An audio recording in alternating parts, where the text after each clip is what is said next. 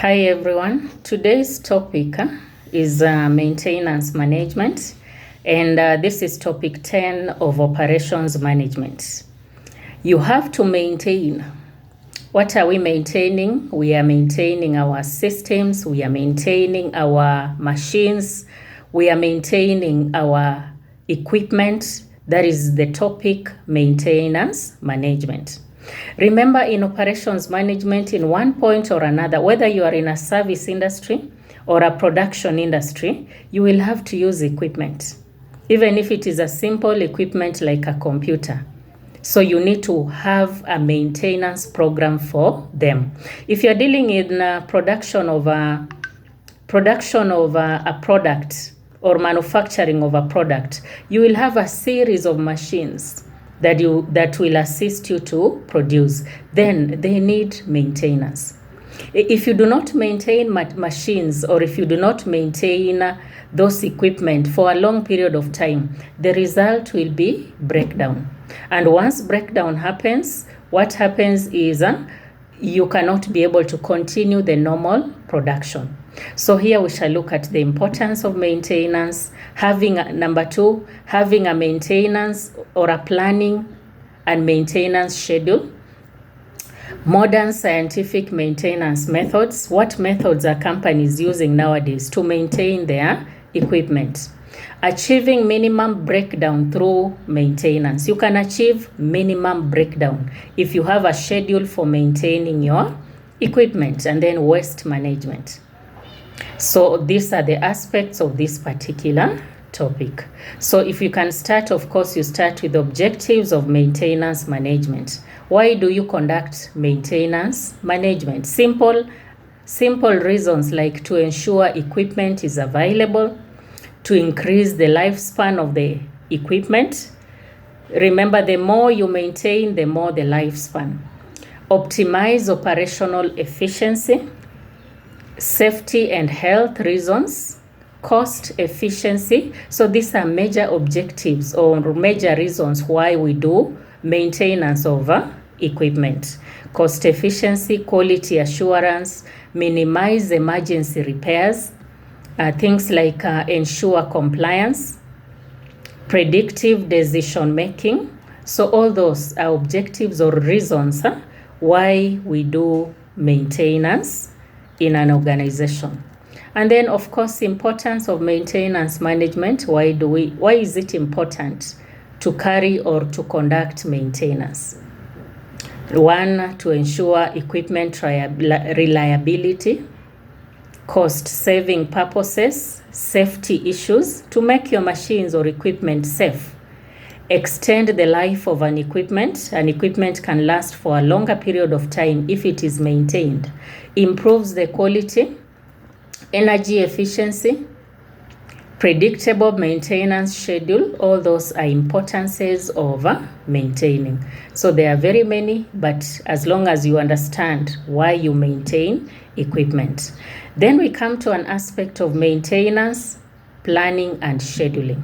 Maintenance has to be planned for. By planning, we mean you determine what needs to be done, how it is to be done, what resources are required. That is planning. And then when it comes to scheduling, you are deciding on when to schedule a maintenance, by whom or who will be able to maintain. So planning and scheduling, they go hand in hand. In fact, you schedule as you plan, or you plan as you schedule, so that things can work properly. After that, you do what? We go to principles of maintenance, planning and scheduling. What principles or what has to be in place when you're doing the planning and scheduling of maintenance? Then you go ahead and do what? We look at achieving minimum breakdown through maintenance. You can achieve minimum breakdown if you decide to maintain your equipment. And that is preventive maintenance, predictive maintenance, reliability-centered maintenance, root cause analysis. All that can help you. Training and skills development, use of technology. Things like spare part maintenance, feedback mechanism, there are many. And then we go ahead and look at the aspect of total productive maintenance. Principles of total productive maintenance, the pillars of total productive maintenance, benefits of total productive maintenance, and then lastly we look at waste management. How do you manage waste? What are categories of waste? Things like obsolete materials, surplus materials, scrap, all those are wastes. How do you manage wastes? So if you now understand what are obsolete items, what are surplus items, what are scrap items, then we can be able to find out how do you dispose them off. Those are categories of waste. How do you control waste? And then control strategies. What do you do when you're faced with these categories of items? And then the disposal methods. At the end of the day, you need to know what methods of disposal are in place. If I am faced with scrap, if I'm faced with surplus materials, then there are some methods of disposal like returning to the supplier. You can sell by auction. You can sell to the employees. You can recycle. You can donate. All these are methods of disposal. You can write off. You can do environmentally compliant disposal, where you dispose of the waste by considering the environment. Digital data and e-waste, and then regular review to be able to identify things which are obsolete, things which are surplus, and things which are scrap. So this is a very important unit.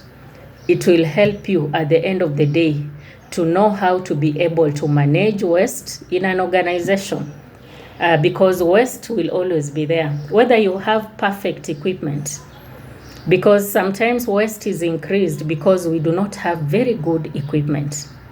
That is why the equipment are faulty. They keep giving you items which are substandard or below standard, and then at the end of the day, it produces a lot of waste.